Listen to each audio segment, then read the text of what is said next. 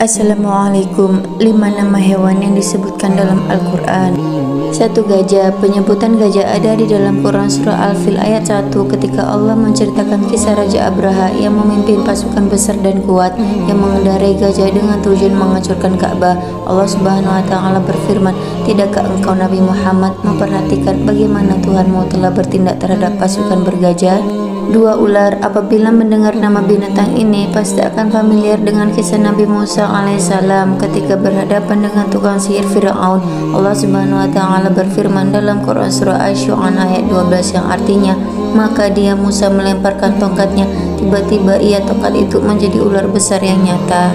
3. Kambing. Allah berfirman dalam Quran Surah Al-Anbiya ayat 78-79 yang artinya, "Ingatlah Daud dan Sulaiman ketika mereka memberikan keputusan mengenai ladang yang rusak pada malam hari oleh kambing milik kaumnya. Kami menyaksikan keputusan yang diberikan oleh mereka itu. Lalu kami memberi pemahaman kepada Sulaiman. Kami menundukkan gunung-gunung dan burung-burung untuk bertasbih bersama Daud. Kamilah yang melakukannya." 4. Kuda. Terdapat kisah di dalam Al-Quran mengenai Nabi Sulaiman yang memiliki kuda-kuda yang sangat bagus.